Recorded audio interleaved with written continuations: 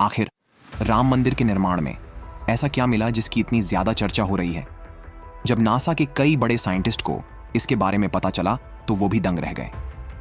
और सबसे बड़ी बात, जब आपको इनके बारे में पता चलेगा तो आपके भी रोंगटे खड़े हो जाएंगे। एक बात और कि इस वीडियो को देखने के बाद आप भी अपने आप पर हिंदू और सनातनी होने पर बहुत ज्यादा गर्व करोगे। आखिरकार कई सालों के इंतजार की घड़ियां खत्म हो चुकी हैं और राम मंदिर भी बनकर तैयार हो चुका है। अब लोग 22 जनवरी का इंतजार कर रहे हैं, क्योंकि इस दिन की भारत के लोगों को ही नहीं बल्कि दुनिया के लोगों को भी इंतजार है। लोग रामलला की स्थापित होने वाली मूर्ति को देखकर झूम उठेंगे, क्योंकि इस दिन के बाद राम मंदिर के दरवाजे हमेशा भक्तों के लिए खोल दिए जाएंगे। आज की इस वीडियो में हम राम मंदिर के बनते वक्त हुए उन चमत्कारों और रहस्यमयी चीजें के बारे में आपको बताएंगे, जिसे सुनकर शायद आप भी यकीन ना कर पाओ। इसीलिए वीडियो को आखिर तक देखें। लेकिन वीडियो को शुरू करने से पहले प्रभु श्री राम के सच्चे भक्त होने के नाते आप लोगों को इस वीडियो को लाइक करके नीचे जय श्री राम कमेंट में लिखना होगा, ताकि प्रत्येक देशवासी को यह पता लग जाए कि हम हिंदू भी किसी से कम नहीं हैं। नमस्कार दोस्तों, तो आप देख रहे हैं the great universe YouTube channel पर नए हो तो इसे सब्सक्राइब करना मत भूलिएगा, ताकि ऐसी ही रहस्यमय वीडियो आपको लगातार देखने को मिल सके। आपको बता दें कि जब यहां मंदिर निर्माण का मार्च 2020 के बाद तेजी से चल रहा था, तब एक 1200 खंभों की ड्राइंग तैयार करवाई गई और अमेरिका से एक स्पेशल साइंटिस्ट्स की टीम को बुलाया गया, ताकि वे इसका निरीक्षण करके बनने वाले सभी ढांसों की होने वाली हर एक कमियों को दूर कर दें और राम मंदिर की शान में 4 चांद लगा दें। लेकिन जैसे ही राम मंदिर के निर्माण के वक्त वहां की धरती को खोदा गया, तब उस धरती से एक ऐसी वस्तु निकली कि अमेरिका से आने वाले वे साइंटिस्ट के समेत सभी के उसे देखकर होश उड़ गए। और उसे चमत्कारी और दिव्य वस्तु ने न सिर्फ उन वैज्ञानिकों के होश उड़ाए, बल्कि भारत सरकार को भी हिलाकर रख दिया। जिसके बाद तुरंत एक कमेटी बनाई गई और उसकी जांच के लिए लगा दी। लेकिन उसके बाद कुछ ऐसा हुआ कि वे सभी साइंटिस्ट भी प्रभु श्री राम के भक्त बन गए। दरअसल यह बात है राम मंदिर के निर्माण के समय की, जब अमेरिका से थॉमस नाम के एक वैज्ञानिक भारत में राम मंदिर निर्माण कार्य के दौरे पर आए हुए थे। यहां आकर उन्होंने देखा कि राम मंदिर का निर्माण कार्य तो काफी चल रहा है, जिसके बाद उन्होंने अपना रूटीन काम फिर से करना शुरू कर दिया। अपने काम करने के दौरान जैसे ही उनकी नजर मंदिर परिसर की तरफ गई, तो उन्हें एक ऐसी जगह दिखाई जहां पर वहां धरती नरम पड़ी हुई थी। देखने में वह धरती वहां की जगह से पूरी अलग ही दिख रही थी। थॉमस को अपनी अंदर से कुछ अलग से प्रेरणा मिलने लगी और तुरंत थॉमस ने अपने मजदूरों को वहां की खुदाई करने को बोल दिया। एक बार के लिए तो मजदूर भी हैरान हो गए कि ऐसी धरती की वो खुदाई क्यों करवा रहे हैं, लेकिन मजदूरों को तो उनका ऑर्डर मानना ही उनका काम था, इसलिए उन्होंने बिना कुछ सवाल किए खुदाई शुरू कर दी। जैसे ही वहां पर खुदाई शुरू हुई, कुछ ही देर बाद उस धरती से जोरदार पानी का प्रवाह शुरू हो गया। उस बहते हुए पानी को देख खुदाई करने वाले मजदूर परेशान हो गए, क्योंकि पानी के अंदर खुदाई करना और मंदिर का ढांचा बनाना मुश्किल ही नहीं बल्कि नामुमकिन सा हो जाता है। लेकिन जब इस पानी का सर्वेक्षण किया तो पता चला कि यह पानी तो पास ही में बह रही सरयू नदी का पानी है। वे लोग यह समझ नहीं पाए कि यह माता सरयू का आशीर्वाद है। वह खुद राम मंदिर के निर्माण में सहयोग कर रही थी। हालांकि इस पानी ने सभी वैज्ञानिकों को कुछ मुश्किल में ही धकेल दिया। वे ये सोचने लग गए कि अगर ऐसे ही पानी निकलता रहा तो यहां एक भव्य मंदिर का निर्माण कैसे हो पाएगा, क्योंकि एक पानी वाली सतह पर मजबूत मंदिर को बनवाना कोई हंसी खेल की बात नहीं थी। उस समय सभी के दिमाग में एक ही बात थी कि सरयू नदी का मंदिर की भूमि के नीचे मिलना कोई चमत्कार है या फिर कोई कुदरत का करिश्मा, ये कोई भी नहीं जानता था। आखिरकार जब कोई भी समाधान नहीं मिला, तब सिर्फ एक ही उपाय अयोध्या नगरी के लोगों ने लगाया।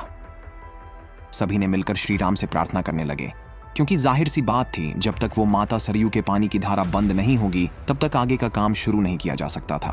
प्रार्थना के अगले ही दिन मानो चमत्कार ही हुआ हो। श्री राम ने अपने अयोध्या वासियों की पुकार सुन ली और माता सरयू का पानी रातों रात बंद हो गया और एक बार फिर राम मंदिर का निर्माण कार्य जोरों शोरों से शुरू हो गया।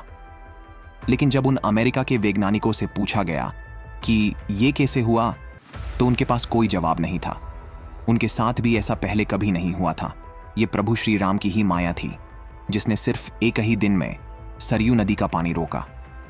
लेकिन क्या आप जानते हैं, मंदिर के खुदाई के समय ऐसी कई रहस्यमय चीजें बरामद हुई हैं जिन्हें देखकर आप दंग रह जाएंगे। ये बात है 2003 की। हाईकोर्ट ने हमारी एएसआई यानी कि आर्कियोलॉजिकल सर्वे ऑफ इंडिया से के मोहम्मद को अयोध्या राम मंदिर पर शोध करने का काम सौंपा। एएसआई ने आदेश पाते ही शोध करने का काम शुरू कर दिया। उन्होंने राम मंदिर के नीचे खुदाई शुरू की। कुछ फीट नीचे ही गए थे कि उनको कुछ ऐसी रहस्यमयी चीज दिखाई दी जिसे देखकर एएसआई की पूरी टीम के साथ साथ पूरी भारत सरकार तक हिल गई थी। उनको ये अंदाजा तक नहीं था कि अयोध्या में उनको इतनी प्राचीन और रहस्यमय चीज मिलेगी। आखिर एएसआई ने इन चीजों पर ऐसा क्या कहा जिसे पूरी भारत और दुनिया में खलबली मच गई थी। साल 1992 बाबरी मस्जिद का विध्वंस कारसेवकों ने किया। कहना था कि राम मंदिर तोड़कर बाबरी मस्जिद बनाई गई थी। विध्वंस के बाद अदालती कार्रवाई शुरू हुई और जब यह मामला हाईकोर्ट में पहुंचा तो हाईकोर्ट ने एएसआई से कहा कि वे विवादित स्थल की खुदाई शुरू करें। इलाहाबाद हाईकोर्ट की लखनऊ बेंच के आदेश के बाद एएसआई ने खुदाई का काम शुरू किया। इस टीम को डॉक्टर बीआर मणि हेड कर रहे थे। खबरों के मुताबिक लगभग 2 महीने तक एएसआई ने ही इस जगह की खुदाई की। खुदाई में कुछ ऐसी चीजें मिली जिसे देखकर सबके होश उड़ गए।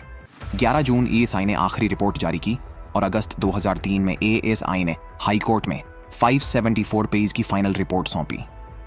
इस रिपोर्ट में ऐसा क्या लिखा था, चलिए जान लेते हैं। एएसआई ने कहा कि जमीन के नीचे खंभों के आधार के, मतलब खंभों का निचला हिस्सा जो कि कच्ची ईंटों से बनता हो, ऐसा मलबा मिला है। खुदाई में सभी खंभे एक कतार में मिले थे, जो ये प्रमाण देता है कि यहां पहले कोई और ढांचा था जिसे गिराया गया था। सभी खंभे एक दूसरे से लगभग 3.5 मीटर की दूरी पर मौजूद थे।